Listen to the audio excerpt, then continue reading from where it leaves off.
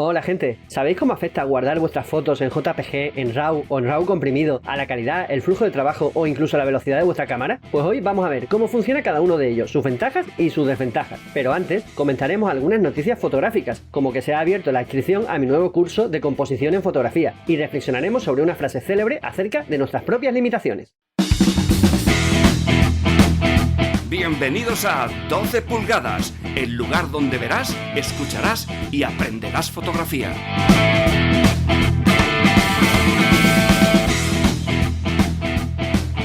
Hola a todos, bienvenidos de nuevo a Fotografía en 12 pulgadas, este gran programa de variedades fotográficas donde hablamos de fotografía, bueno, de muchas más cosas cuando se nos va un poco la olla, pero bueno, generalmente de fotografía, que generalmente a las 8 de la tarde, todos los jueves, estamos aquí. Y luego Carlos, mi compañero, que no se ha encendido el foco, agarra todo esto, ahora se te ve muy bien, y lo transforma en un podcast muy chulo y lo sube a la semana siguiente para que lo podáis escuchar sin tener que vernos nuestras jetas. Los caretos.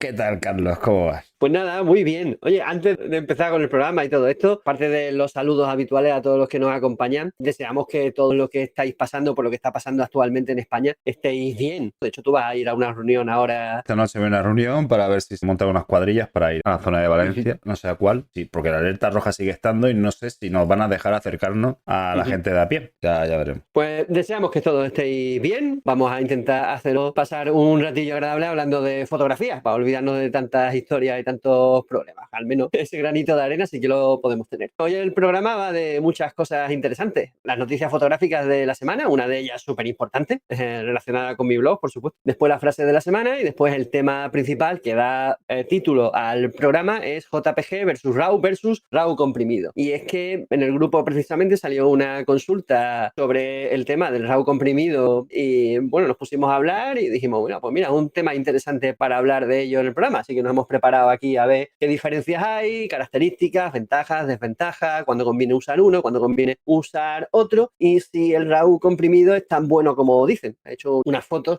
en JPG, en RAW y en RAW comprimido y las he revelado y las he comparado. Recordaros que si os gustan estos contenidos, lo compartáis en vuestras redes sociales para ayudarnos a cumplir nuestro objetivo de que todo el mundo de la Tierra aprenda fotografía. Y si os quedáis con ganas de más, pues por 3 o 5 euros al mes os podéis hacer miembros del canal y tenéis contenido exclusivo como críticas a vuestra fotografía o programas de una temática exclusiva muy interesante. La verdad que son muy interesantes los programas de los martes. Y muy relajado y muy divertido. Sí, otro rollo. No falta echarnos para atrás. Un rollo más relajado. Fíjate que aquí estamos relajados, ¿sabes? Que los programas estos son distendidos y somos muy de aquella manera para hacerlo. Pues los martes todavía más. En fin, que vamos con la primera sección del programa, ¿no? Pues vamos a por las noticias fotográficas.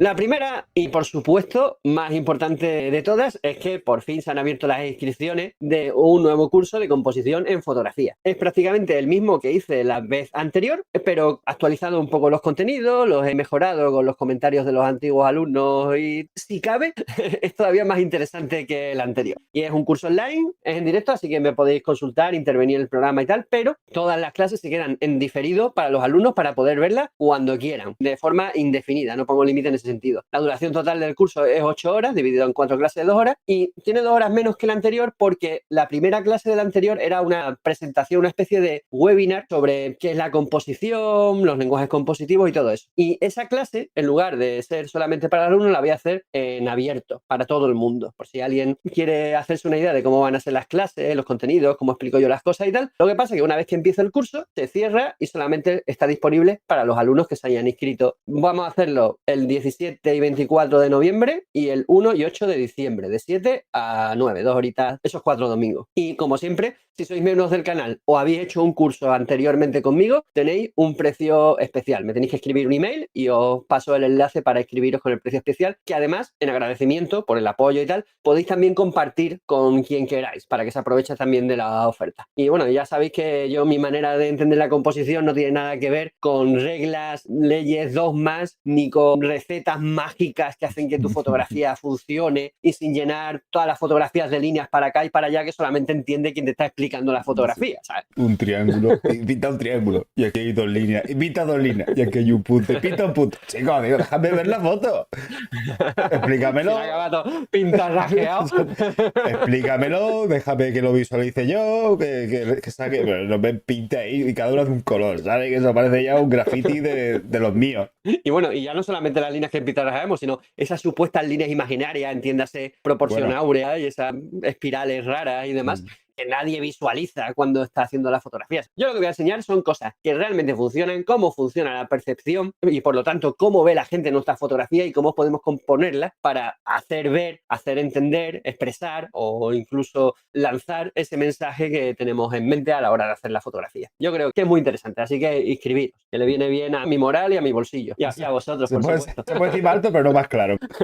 María de los Ríos dice que ya lo hizo el anterior y que lo recomienda totalmente. Muchas gracias, Amelia. Carlos sabe mucho de este tema, me lo explica de una manera muy amena y sí, es totalmente recomendable. Sí, al menos intento explicarlo de la manera que me hubiese gustado que me lo explicasen a mí, sin explicaciones muy complicadas, que al final siempre da la sensación de que la composición es algo súper complejo y en realidad no es tan complejo. Lo que pasa es que tenemos que ser conscientes de ciertas cosas y sobre todo comprender cómo funciona esto de la composición y la percepción. Bueno, pues soltado ya mi rollo sobre el curso, pasamos a la siguiente noticia. Pues esta es un robo en una tienda de Madrid, una tienda además muy conocida de fotografía. La tienda se llama Casanova Foto y ha sido, bueno, bastante llamativo el robo porque ha sido a última hora de la tarde de un miércoles y entraron 3 personas encapuchadas con machetes y con actitud muy amenazante y se llevaron aproximadamente 15.000 euros en equipo fotográfico. Parece que fue algo planificado, pero no ha sido como otras veces en las que iban por equipo muy concreto, sino que se han llevado lo que han podido pillar del tirón. Exactamente. Han arramplado. Es que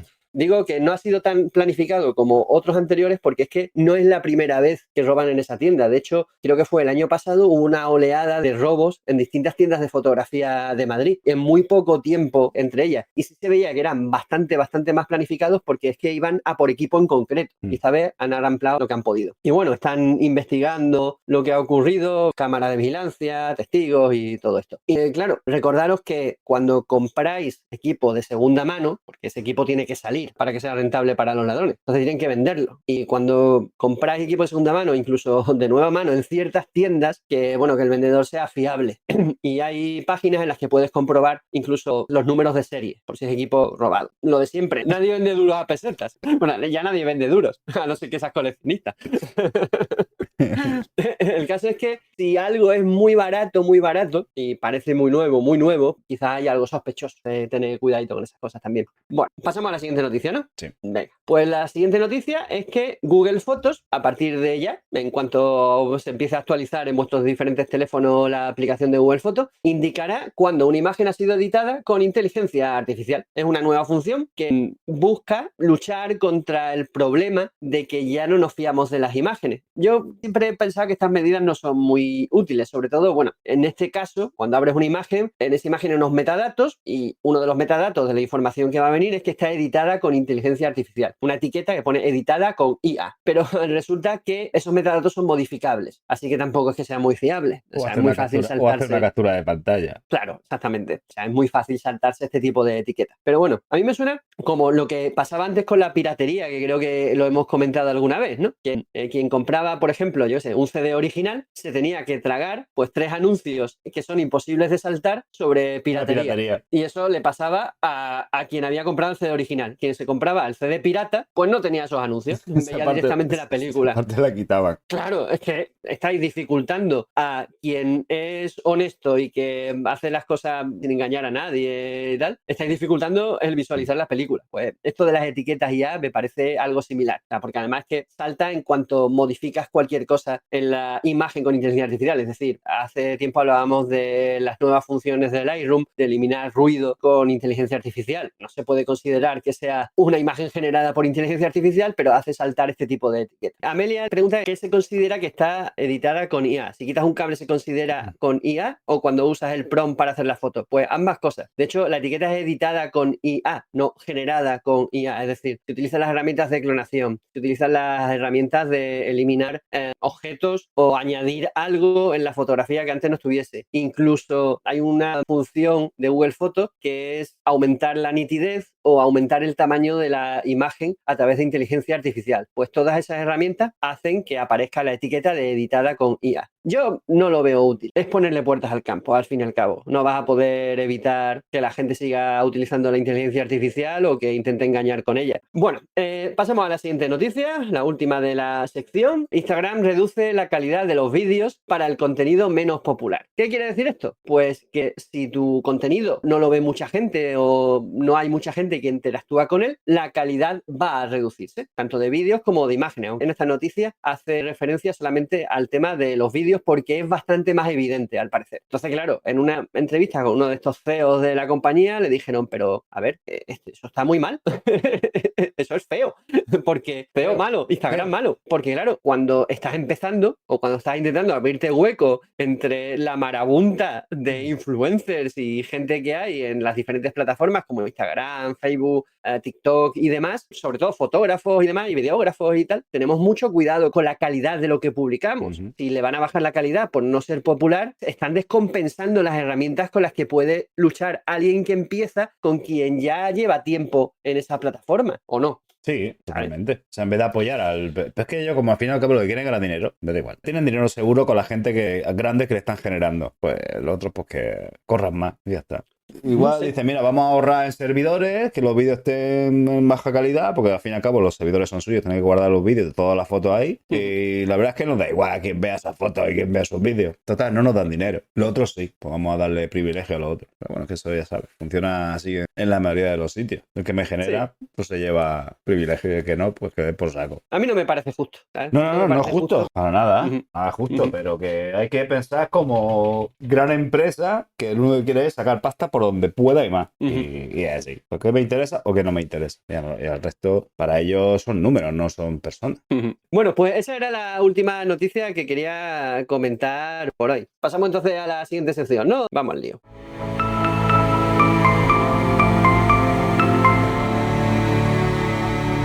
La frase de la semana. Dícese así: eres tú y tu cámara. Las limitaciones que existan en tu fotografía son las mismas con las que puedas tener como persona, porque lo que vemos es lo que somos. Ernst Haas. Difícil pronunciar. Ernesto Perales, para los amigos. Conocer a alguien que se llama Ernst. Un día pues le digo, ¿te puedo llamar Ernesto? Hay una frase muy parecida que pusimos hace tiempo, que dice algo así como, es que no me acuerdo las palabras exactas, pero era como si tú pones limitaciones a la gente, lo que está haciendo es sacar tus propias limitaciones. No lo recuerdo yo. Algo, no poner limitaciones, sino si le estás... A mí que te la estás inventando, ¿eh? Que no, hombre, ya la buscaré. Ya la buscaré la pongo. O sea, cuando tú le dices a la gente eso no lo puedes hacer, realmente lo que está demostrando es que tú no lo puedes hacer. Pero es que no son en esas palabras. No me acuerdo de las palabras. Sí, me suena alguna frase de esa. Lo que pasa es que no recuerdo exactamente cuál era. Esta se parece mucho, porque al fin y al cabo la fotografía la hacemos nosotros y son nuestras manos, nuestro ojo, nuestro cerebro y todos nuestros pros y nuestros contras se van a plasmar en... Pero es que no solo en las fotos, sino en todo lo que hacemos. Muy acertada la frase. Además, que tiene mucho que ver con las últimas frases así que hemos ido poniendo, ¿eh? Que el equipo no es lo importante, que las buenas fotos no las hace la cámara, sino la persona que está detrás de ella. Llevamos varias frases con este camino de mensaje. Sí, a ver si le quitamos más venta, a ver si le quitamos más venta a las empresas de cámara. Que lo importante no es la cámara, que somos nosotros. No os compréis más cámaras. El caso es que repetimos lo de siempre. Sí, es cierto que las buenas fotografías se pueden hacer con cualquier cámara. Que no necesitas una cámara mejor para hacer buenas fotografías. Y que una cámara mejor no implica que vayas a hacer mejores fotografías. Pero, lógicamente, como en cualquier disciplina artística, expresiva, comunicativa, vamos, como en cualquier trabajo o oficio o afición, queremos tener las mejores herramientas posibles. Eso está claro. Ahora, que las limitaciones que existen en tu fotografía, a lo que no llegas a ver, lo que no llegas a poder expresar a través de ella o la máxima calidad que tienen, no son culpas de la cámara. Eso no es lo que realmente te limita. Lo que te limita eres tú mismo como persona, porque una frase de Ansel Adams decía que la fotografía no la hacemos con la cámara, la hacemos con los libros que hemos leído, los viajes que hemos hecho, las personas que hemos amados. Es decir, que siempre en cada fotografía que hacemos hay un poquito de nosotros, un poquito o un mucho. Así que por eso es tan importante ver trabajos de otros, formarse, leer libros, comparar tu trabajo con el de otros, pero en un sentido crítico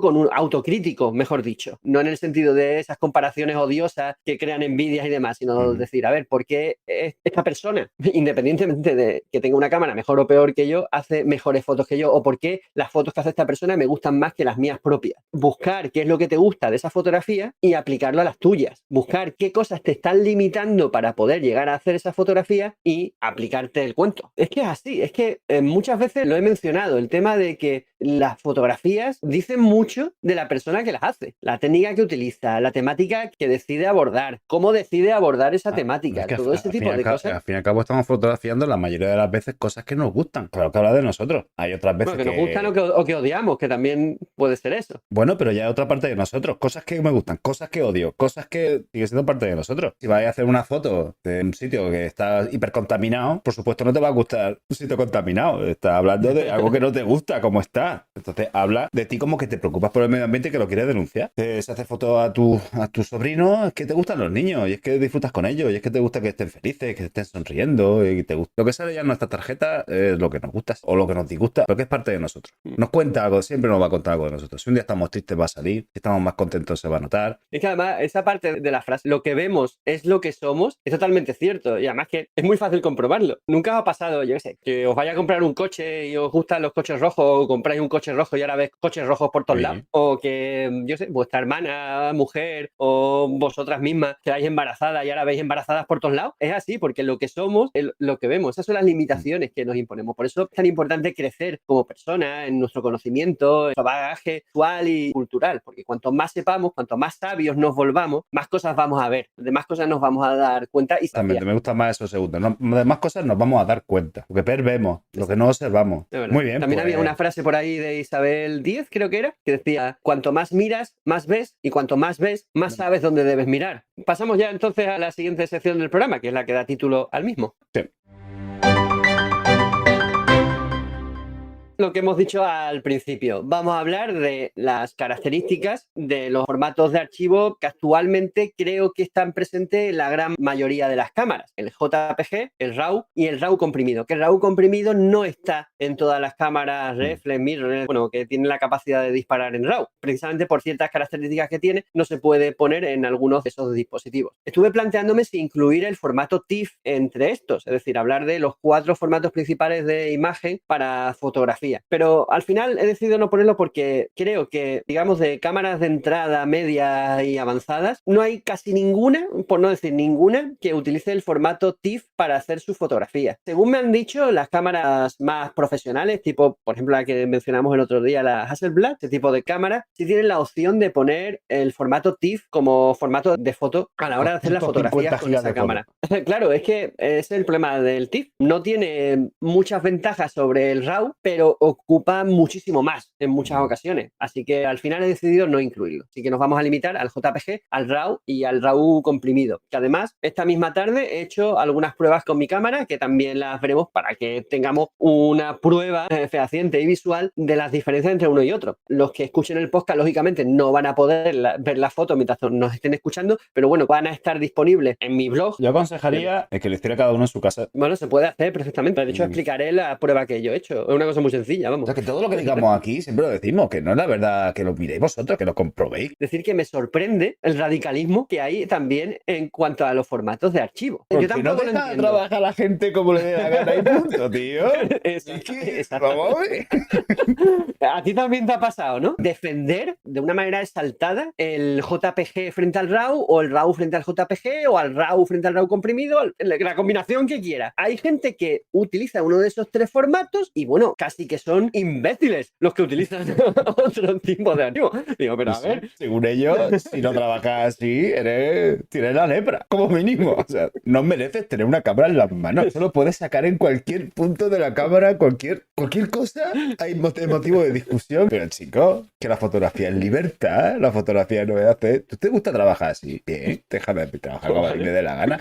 Que a lo mejor me cuenta algo que me parece interesante y lo pruebo. ¿Y qué me ha pasado? ¿Y me va mejor? Bien, pero no me lo imponga, porque cuando me lo imponga, entonces ya no te voy a hacer ni caso, vamos. Antes de hacer programa, tenía unas ideas sobre el RAW comprimido, tenía cierta información sobre el RAW comprimido, que ahora, informándome un poquito más para hacer el guión del programa, he visto que tiene otras cosas que no sabía y que son también interesantes. Digo, anda, fíjate, pues a lo mejor es una posibilidad, una opción que añado a mi flujo de trabajo. No sé, bueno, total, el caso es que muchos utilizan el JPG o el RAW comprimido por lo que les han dicho unos u otros, sin pararse a pensar o a buscar o a informarse de cómo afecta realmente a la calidad, al flujo de trabajo, a la velocidad de la cámara o a las posibilidades que te brinda a la hora de revelar esas fotografías. Cada uno de estos 3 tipos de archivos tienen unas características determinadas y unas ventajas, pero también unas desventajas. Dejar de ser tan talibanes con el formato de archivo, con las reglas de composición o con el tipo de cámara o la marca y primero informaros porque a lo mejor lo que te viene bien a ti no me viene bien a mí. David es fotógrafo purista. Yo intento serlo, pero no me tiembla el pulso si tengo que clonar yo hago un recorte, hago de vez en cuando. O sea, yo recorte hago de vez en cuando. Salvo eso. Yo llego a extremos mucho mayores. Yo te puedo clonar media fotografía si creo que es necesario. No me tiembla el pulso. Haces mal. Sí. Claro. Y tú haces mal por limitarte de esa manera. Es decir, cada uno tiene pues su manera de trabajar y su manera de entender la fotografía. No pasa nada. Hay cabida para todo. Bueno, vamos a ver más o menos en detalle cómo funcionan los formatos, las diferencias principales que hay entre ellos y cómo influyen en el proceso fotográfico. Básicamente los formatos de archivo es cómo se guarda la fotografía en tu cámara. En realidad todas las cámaras disparan en RAW, pero cuando guardan la foto en la tarjeta de memoria de la cámara, le hacen un proceso y la convierten en uno de los formatos disponibles en la cámara, el que tú hayas elegido normalmente. El RAW es un formato en crudo y hay que puntualizar que en realidad el RAW no es un formato en sí, es decir, es un conjunto de tipos de archivos, porque cada fabricante, cada marca de cámara tiene su propio formato RAW. Por ejemplo, en Canon creo que la extensión del formato de archivo es .cr2, en Nikon me parece que es .nef, en Sony es .arv, es decir, cada marca tiene su propio formato RAW. Y además hay que tener en cuenta que el mejor programa para revelar cada RAW es el propio del fabricante. Canon tiene Digital Photo Professional, pues ese es el mejor programa para sacar la máxima calidad de ese RAW. Programas como Lightroom, Photoshop, Camera One y demás pueden revelar perfectamente los RAW, pero digamos que están como codificados y esos programas no son capaces de descodificar toda la información que contiene ese RAW. O sea, los fabricantes se guardan como parte de la información para ellos. No pasa con todos los fabricantes, pero sí con la mayoría. ¿Tú cuál utilizas normalmente? ¿Para editar? ¿Para revelar? No, el formato que tienes en tu cámara. Normalmente en RAW. Hace tiempo que no lo hago, pero antes cuando hacía fotografía deportiva la usaba en JPG. Sí, es lo único que uso yo para JPG. Yo en mi caso utilizo siempre RAW. Desde siempre he utilizado RAW, excepto cuando estuve trabajando para el periódico, que disparaba en RAW más JPG, porque el periódico necesitaba los archivos rápidos y no me daba tiempo a revelarlos, y como el JPG te hace un revelado según los ajustes que tú hayas configurado en la cámara, entregaba el trabajo más rápido. De tal manera conservaba los RAW para después hacer lo que yo quisiese con ellos. Bueno, las características del formato JPG es el estándar o el más universal de todos en cámaras y todo tipo de dispositivos, es decir, móviles, cámaras compactas. O sea, yo creo que no solamente ya cualquier dispositivo, sino casi cualquier programa es capaz de abrir un archivo en JPG. Ocupan muy poco espacio, además es tan universal como que es el habitual que se usa en internet y en redes sociales, el JPG o JPEG o JPEG. Y es un formato de archivo que comprime la imagen. Además, es una compresión con pérdidas. Y ahora explico lo que es eso. La ventaja que tiene que sea comprimido es que reduce mucho el tamaño de archivo, pero también elimina parte de la información, concretamente lo que se llama información redundante, es decir, cosas parecidas, por entendernos. Eso pasa con el MP3 también. Sonidos que supuestamente son inaudibles al oído humano, los quita. Que no es como pesa la gente que coge la información y la comprime como si fuera aire comprimido. Es que la aprieta. No es así. O sea, no es tan comprimido, lo que está es reducido. Yo lo pondría como información reducida o menos información. Decir archivo que elimina la información visualmente Queda peor, ¿no? redundante me tiene menos gancho. Bueno, en el caso del JPG, esa pérdida de información es permanente. Así que implica también que cada vez que abres, editas y guardas un archivo JPG, se vuelve a realizar una compresión. Es decir, que cada vez que abres y guardas un archivo JPG, va perdiendo cada vez más calidad. Hasta que al final te queda un píxel.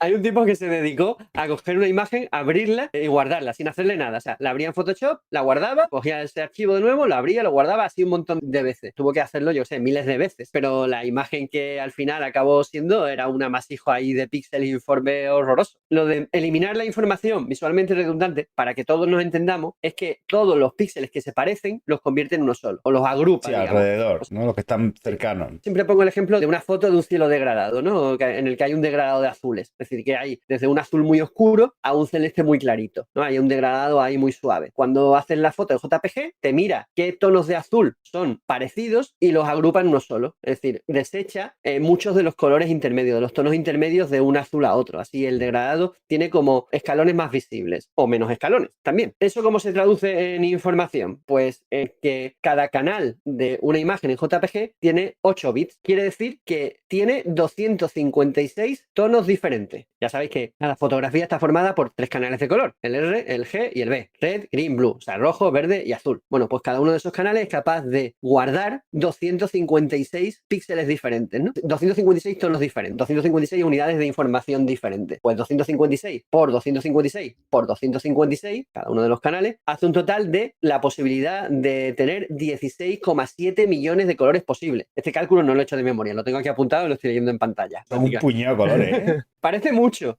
pero en realidad no es tanto, porque nuestro ojo es capaz de percibir muchos más, al parecer. Pero bueno, quedaros con ese dato de 16,7 millones de tonos diferentes, ¿vale? Que después lo vamos a comparar con lo que hace el RAW. Bueno, las ventajas del JPG, principalmente que su tamaño es mucho menor, es decir, puedes almacenar muchas fotografías en tu tarjeta o disco duro sin que el espacio sea un problema. Otra ventaja, que es universalmente compatible. Cualquier dispositivo tiene la posibilidad de disparar en JPG. Y después que la velocidad de guardado es muy rápida. Como su tamaño se reduce mucho, el buffer es raro que se llene, así que permite ráfagas a la máxima velocidad que te permite la cámara y además muy largas en el tiempo, muy continuadas. Es una manera de aprovechar al máximo pues, las capacidades de las ráfagas de las cámaras. Desventajas, sobre todo, la gran desventaja que yo creo que tiene es que tiene una calidad limitada. Sobre todo si vas a editar la fotografía, si vas a modificarla. Como es un formato comprimido con pérdida, cada vez que editas la fotografía estás modificando píxeles, así que estás, digamos, degradando la calidad del archivo cuando lo editas. Entonces, cambios extremos y no tan extremos en muchas ocasiones de la exposición o de color o de nitidez o de contraste puede hacer que aparezcan incluso artefactos, o sea, píxeles, posterizaciones y cosas así raras que no estaban en la fotografía original y que hacen que se merme mucho la calidad. Por lo tanto, es mucho menos flexible con los errores. Fíjate que las cámaras compactas de iniciación y tal traen por defecto activado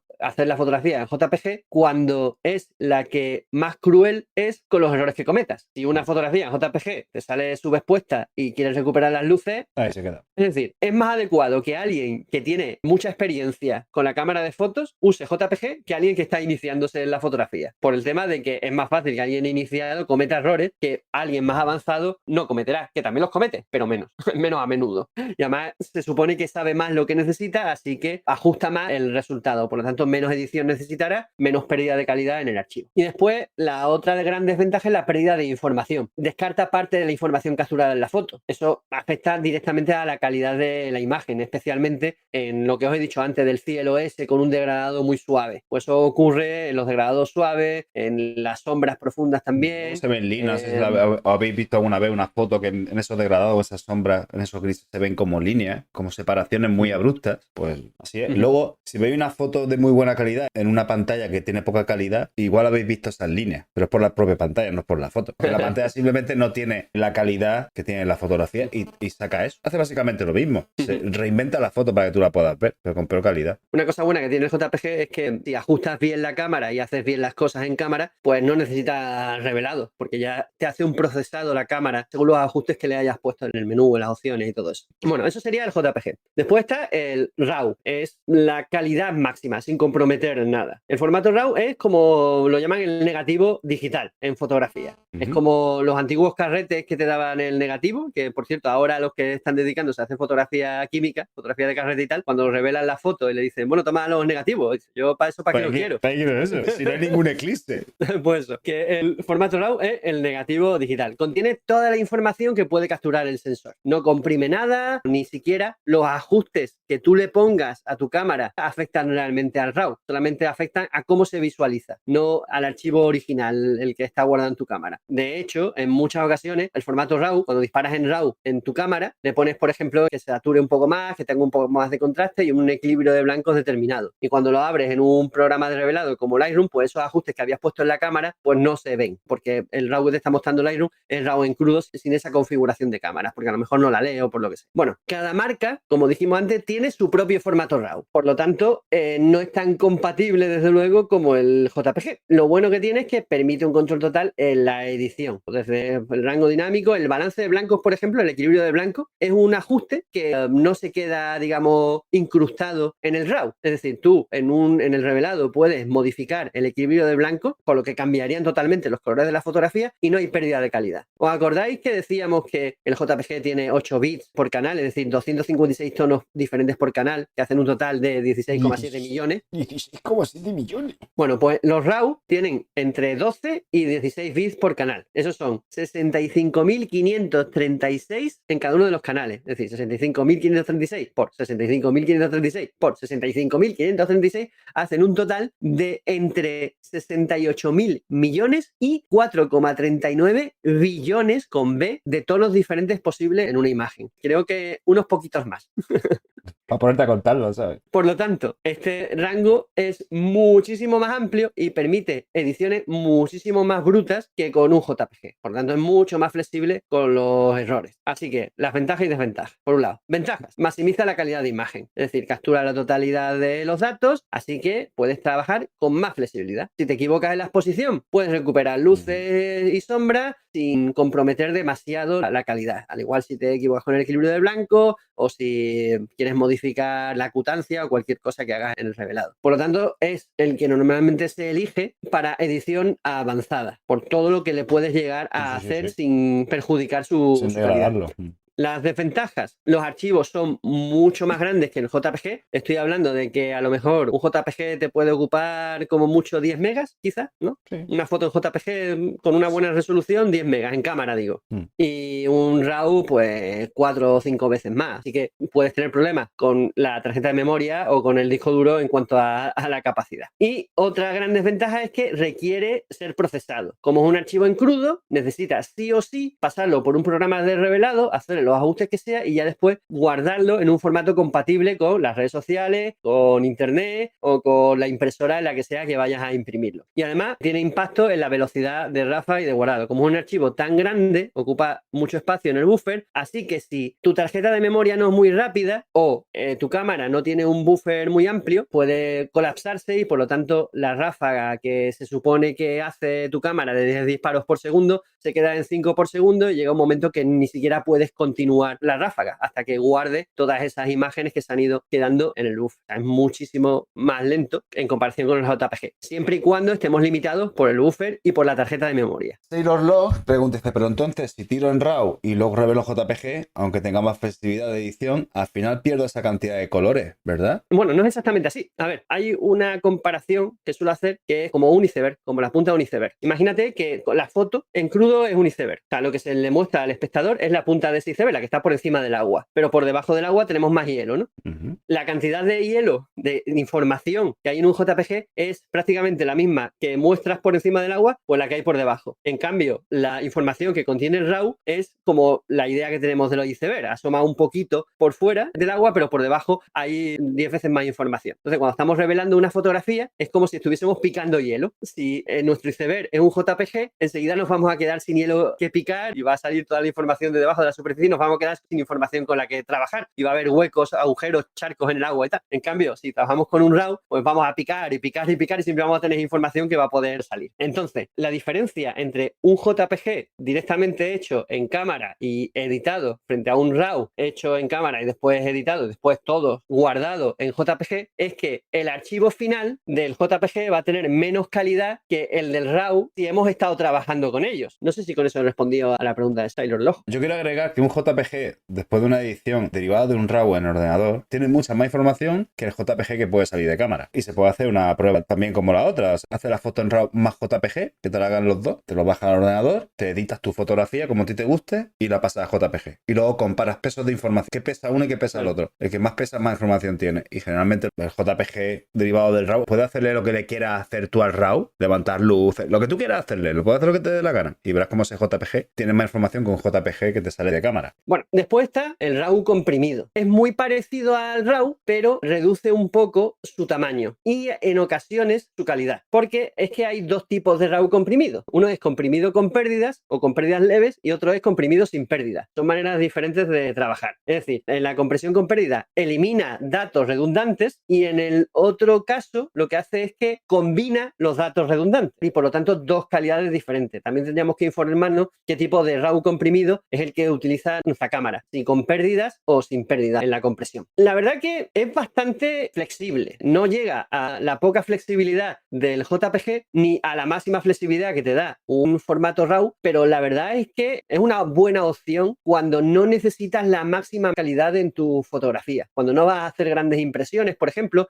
cuando sabes que no vas a cometer errores garrafales a la hora de tomar la fotografía, como subexposiciones o sobreexposiciones muy bestias, o cuando no vas a procesar el archivo original mucho. Merece la pena, porque te da la suficiente información como para que aparentemente no haya pérdida de la calidad cuando revelas la fotografía. Entonces, es una pérdida de calidad apenas perceptible en la mayoría de los casos, pero claro, gente que trabaja, yo por ejemplo jamás utilizaría RAW comprimido si hiciese fotografía de producto, para anuncios, pancartas, revistas y cosas de esas, porque te van a pedir la máxima calidad posible. Pero en otras opciones es una buena opción. También, en cuanto a profundidad de color, es la misma que la del RAW original, entre 12 y 16 bits por canal, y la única diferencia es eso, si la información redundante la elimina o la recopila. Las ventajas, lógicamente, ahorro de espacio, porque los archivos son bastante más pequeños, y puedes hacer ráfagas más largas. Si tienes problemas, limitaciones en cuanto al buffer de tu cámara o la velocidad de la tarjeta de memoria, pues el RAW comprimido te permite hacer ráfagas más largas. No siempre, porque ocurre, según tengo entendido, que algunos RAW comprimidos tardan más en guardarse que los RAW normales. Claro, pero tiene que comprimir. Tiene que coger el RAW y tiene que transformarlo. Y eso es tiempo de pensamiento del buffer. Y la única ventaja que tendrían en este caso es el ahorro de espacio. Y las desventajas es la pequeña pérdida de calidad, sobre todo en situaciones de revelados extremos y demás, y la compatibilidad. Que si ya había problemas de compatibilidad con los formatos RAW, pues con el RAW comprimido es otro formato más que es más raro que los programas de edición y revelado puedan traducir. En realidad es otro tipo de formato diferente al RAW original de la cámara, un formato más. Y claro, hay gente que me preguntó, cuando estuve yo indagando sobre el RAW y tal, que por qué el RAW comprimido no es un estándar. Si tiene todas las ventajas del RAW original y muy pocas de las desventajas que podría tener, por ejemplo, el JPG, pues no se convierte en un estándar porque no todas las cámaras te permiten tener esa opción, porque es una opción relativamente nueva. Además que necesita procesadores potentes para que no pase lo que hemos dicho de que al final resulta que el RAW comprimido ocupa menos espacio pero tarda más en guardarse en la cámara, así que las cámaras más avanzadas son las que te permiten tener el RAW comprimido, porque en cámaras de iniciación, de entrada y tal, los procesadores no son tan potentes, así que en muchas ocasiones no merece la pena al fabricante incluir esa opción, o no puede, básicamente, porque no puede trabajar con ese tipo de archivos. Después que la pérdida de calidad preocupa a muchos fotógrafos, por ejemplo a mí y a la gente que hace edición avanzada de fotografía, lo que hemos dicho antes, fotografía de productos, fotografía de moda, fotografía de naturaleza, impresiones en grandes formatos, todo ese tipo de cosas en las que la calidad se cuida al máximo, pues el RAW comprimido merma esa calidad, no tiene tanta calidad como el RAW original. Y que así se abarca más gustos. Si tiene, en lugar de tener JPG y RAW, tiene JPG, RAW y RAW comprimido, pues hay más gente contenta, porque puedes elegir lo que quieras. Fabián dice que otra ventaja del RAW que guarda también los metadatos, cosa que el JPG no. Bueno, sí, el JPG también te guarda esa información, los metadatos, ¿eh? Entonces, antes de llegar a la conclusión, he hecho este experimento. Esta es una fotografía correctamente expuesta y con bastante luz. Esta es una fotografía correctamente expuesta, pero el sitio tenía bastante menos luz. Y esta es una fotografía subexpuesta. Y después he hecho exactamente el mismo revelado a todas las fotografías. Así vistas en pequeñito, prácticamente tienen todas la misma calidad. No se notan muchas diferencias. Pero bueno, vamos a comparar primero el RAW con el JPG. Si yo sobre este revelado quisiese seguir trabajando y recuperar más tonos en las zonas oscuras o en las zonas claras, con el JPG no podría. Con el RAW sí, todavía tengo información con la que trabajar. Y de hecho, aparentemente, el JPG parece que es más nítido que el RAW, pero no es así. Es que aquí no le he hecho Las capas de nitidez. exactamente. Entonces, el JPG ya en la cámara tiene un proceso de ganancia de acutancia que se llama y el RAW no. Si yo hiciese ese proceso, la nitidez sería la misma o incluso mayor en el RAW que en el JPG. Y se nota bastante en la zona de sombra y de luces como el RAW en realidad tiene más detalle que el JPG. La suavidad que tiene el desenfoque en el RAW es mucho mayor que la suavidad del desenfoque del JPG, ¿eh? Se nota bastante. Bueno, y ahora vamos a comparar el RAW con el RAW comprimido. Que aquí aparentemente no hay ningún problema. Bueno, no es que aparentemente, es que no hay ninguna diferencia. Si la escena está bien iluminada y la fotografía la haces correctamente expuesta, no hay diferencia entre el RAW y el RAW comprimido. Ninguna. Ni en los degradados, ni en el desenfoque, ni en el ruido, ni en nada. Es decir, para estos casos da igual lo que utilices. Esta es una fotografía correctamente expuesta, pero era oscura la escena. Vamos a comparar primero el JPG con el RAW. Y yo creo que a simple vista ya empiezan a notarse las diferencias. El color, por ejemplo. Le he hecho el mismo revelado exactamente a las dos. He cogido el equilibrio del blanco, lo he corregido de la misma manera y todo. Fijaros la diferencia de grano. No he tocado el ruido. En cuanto le hiciese aquí un tratamiento del ruido, la calidad sería abismal entre una y otra. Y hay muchísimos más matices en el RAW que en el JPG. Pero no tantos como para preocuparse. Es decir, si la fotografía está bien expuesta, de nuevo, no tiene por qué ser un problema, no sé que vaya a hacer grandes ampliaciones o vaya a hacer procesados más agresivos. Y prácticamente lo mismo con el RAW comprimido. Aquí, en el RAW comprimido, se ve un poco más de ruido. Tened en cuenta que no he hecho tratamiento del ruido, pero fijaros que la nitidez es prácticamente la misma, pero es un poco más visible el ruido, el grano, en el RAW comprimido que en el RAW en crudo. Que, bueno, que es algo normal teniendo en cuenta que el RAW comprimido trabaja con menos información que el RAW original. Y por último, la situación más complicada, que es cuando nos encontramos con problemas en la fotografía. En este caso, subexposición. Aquí ya las diferencias entre el RAW y el JPG son evidentes a simple vista. Los artefactos que salen, la pérdida de detalle y de contraste es bastante evidente. Y fijaros, el JPG, los artefactos que hay por aquí, rojos, verdes, de todos los colores, y cómo es un degradado tan suave a pesar del grano y de no haber tratado el ruido en el RAW. Y de nuevo, hay ciertas diferencias entre el RAW comprimido y el RAW original cuando nos encontramos con situaciones en las que hemos subexpuesto la foto y tenemos que recuperar la información. Hay ciertos cambios en los colores, degradados que no son tan suaves, es decir, ya empiezan a verse los problemas cuando tenemos que hacer revelados extremos. Interesante, ¿verdad?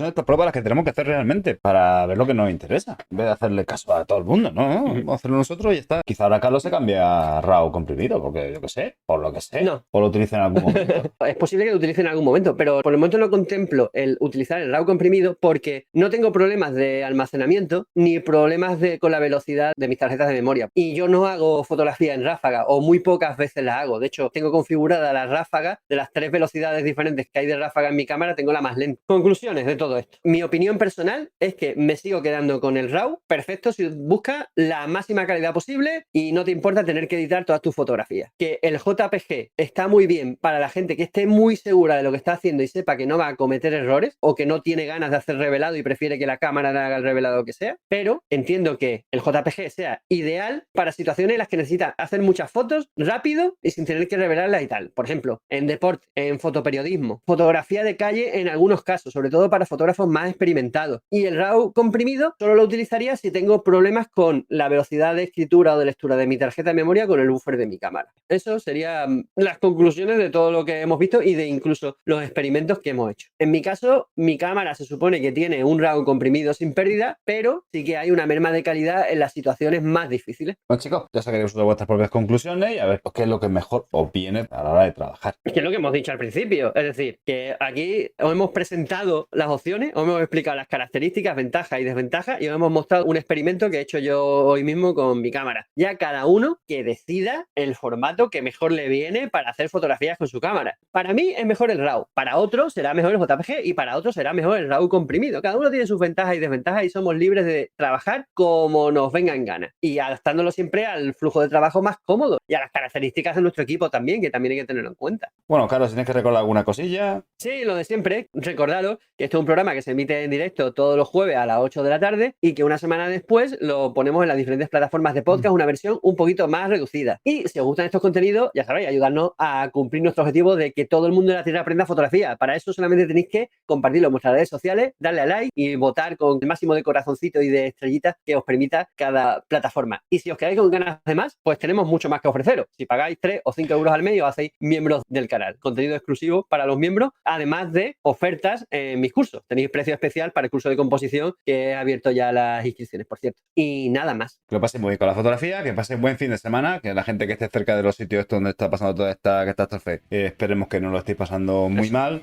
Nos vemos la semana que viene, ¿te parece bien? Ánimo, fuerza y buena luz a todos. Venga, chicos, nos vemos la semana que viene. Chao. Adiós.